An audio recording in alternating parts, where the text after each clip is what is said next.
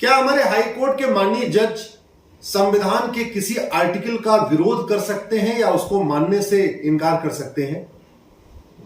क्या हमारे supreme court के माननीय जज संविधान में लिखी हुई किसी बात को मानने से इनकार कर सकते हैं या किसी आर्टिकल का विरोध कर सकते हैं? यदि नहीं, तो सांसद और विधायक, मंत्री संविधान में किसी भी आर्टिकल का विरोध कैसे कर सकते हैं?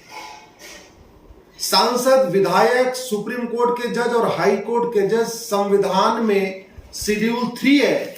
इस शेड्यूल 3 में सबकी ओथ लिखी हुई है और ये सांसद, विधायक, मंत्री, हाई कोर्ट के जज, सुप्रीम कोर्ट के जज क्या शपथ लेते हैं कि मैं संविधान का अक्षर से पालन करूंगा, एक एक शब्द को फॉलो करूंगा, मैं संविधान में लिखी हुई सभी बातों को इंप्लीमेंट करूंगा, मैं संविधान में लिखी हुई सभी चीजों को आगे बढ़ाऊंगा, मैं संविधान की भावना के अनुरूप कार्य करूंगा, मैं संविधान की स्पिरिट, कॉन्स्टिट्यूशनल इथोस के अकॉर्डिंग काम करूंगा।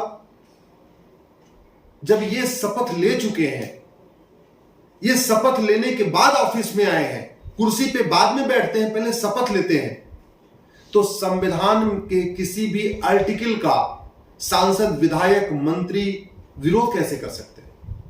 और सांसद, विधायक, मंत्री नहीं, शेड्यूल 3 में तो जो लोग कैंडिडेट होते हैं, यानी अभी सांसद बने नहीं बल्कि सांसद के चुनाव लड़ने के लिए उन्होंने पर्चा भरा या राज्यसभा में जाने के लिए पर्चा भरा, वो भी यही शपथ लेते हैं कि मैं संविधान के अनुसार कार्य करूंगा। विधायक ही नहीं बल्कि जो विधानसभा में इंटर करने के लिए पर्चा भरते हैं, चुनाव लड़ने के लिए पर्चा भरते हैं या विधान परिषद में जाने के लिए पर्चा भरते हैं, वो भी यही शपथ लेते हैं कि मैं संविधान का अक्षर से पालन करूंगा, संविधान में लिखी हुई सभी बातों को आगे बढ़ाऊंगा, संविधान की भावना के अनुसार कार्य करूंगा। तो फिर संविधान की जो आत्मा है, आर्टिकल 44 समान नागरिक संहिता, जो कहता है देश के सभी नागरिकों को इक्वल सिविल राइट होना चाहिए, इक्वल ह्यूमन राइट होना चाहिए, इक्वल प्रॉपर्टी राइट होना चाहिए, उसका कुछ सांसद और विधायक विरोध क्यों कर रहे हैं? इंडियन पिनल कोड के सेक्शन 21 में पब्लिक सर्वेंट डिफाइन है। हालांकि ये पब्लिक सर्वेंट आईएएस, आईपीएस, थानेदार, तहसीलदार, क्लर्क, कलेक्टर, कमिश्नर, ये संविधान की शपथ नहीं लेते, लेकिन ये लोग भी संविधान का विरोध नहीं कर सकते, किसी कानून में लिखी हुई बात का विरोध नहीं कर सकते, बल्कि क्लर्क हो या कमिश्नर, आईएएस हो, आईपीएस हो, जो भी लोग हैं, इनका काम क्या है? संविधान को आगे बढ़ाना, संविधान में लिखी हुई बातों के अनुरूप कार्य करना और कानून के अनुसार कार्य करना।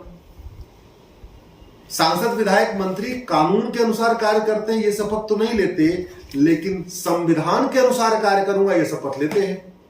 तो फिर सवाल यही बनता है कि आर्टिकल 44 जो मूल संविधान है, ऐसा नहीं को बाद में ऐड किया गया है, जैसे सेकुलरिज्म बाद में इसमें ऐड कर दिया गया, सोशलिज्म बाद में ऐड कर दिया गया, ऐसा नहीं, ये तो मूल संविधान है। फिर मूल संविधान का विरोध कैसे कर सकते? दूसरा सवाल, जब हमने ये कह दिया प्रियम्बल में सोशल इकोनॉमिक जस्टिस,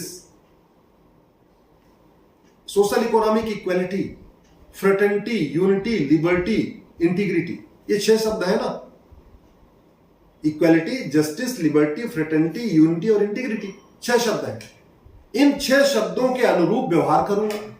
तो ये हमारे आम नागरिक तो चलो संविधान की शपथ नहीं लेता, आईएएस, आईपीएस भी संविधान की शपथ नहीं लेते, लेकिन सांसद, विधायक, मंत्री और जज तो संविधान के शपथ लेते हैं, तो उनके ऊपर यह ज्यादा लागू होता है कि वो जो प्रियम्बल में equality, justice, liberty, fraternity, unity, integrity लिखा है उसके अनुसार कार्य करें।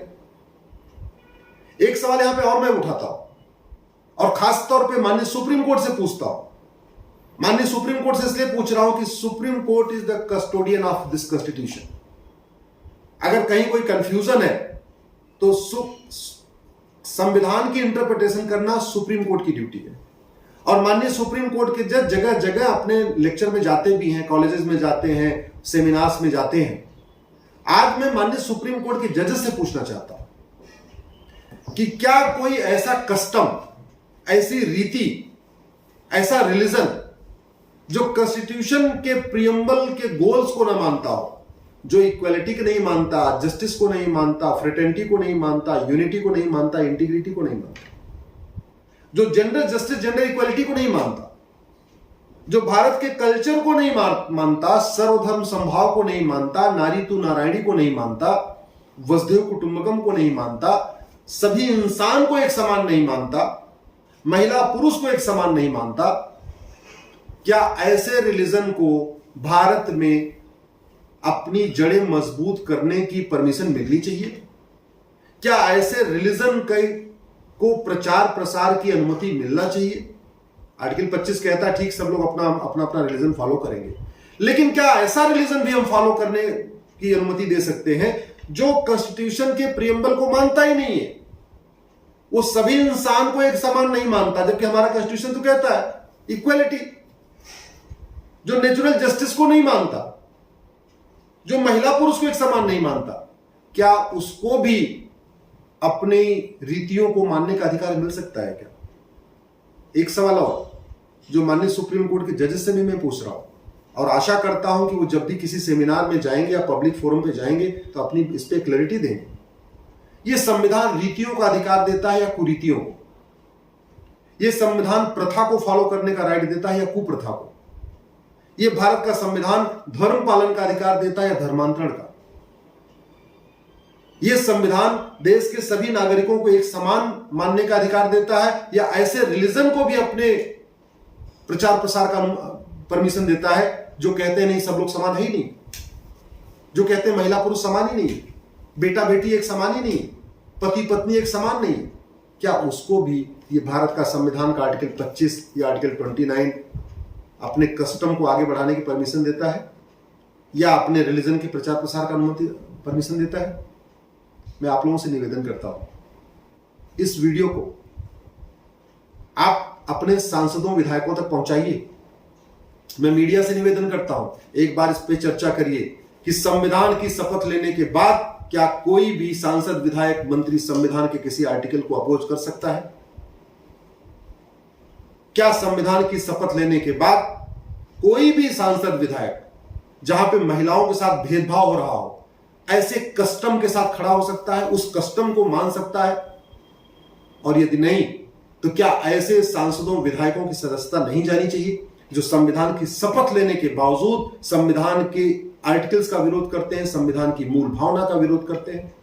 क्या ऐसे सांसदों और विधायकों की नागरिकता नहीं समाप्त होनी चाहिए जो संविधान की शपथ लेने के बावजूद ऐसे कुरीतियों के साथ खड़े हैं, ऐसी कुप्रथाओं के साथ खड़े हैं जिसको संविधान कहता है खत्म करो? क्या इन सांसदों विधायकों की नागरिकता नहीं खत्म होनी चाहिए जो प्रियम्बल में शब्द लिखा हुआ है, गोल्डन गोल है हमारे प्रियम्बल का, equality, justice, liberty, fraternity, unity, integrity, उनकी सदस्यता नहीं खत्म होनी चाहिए?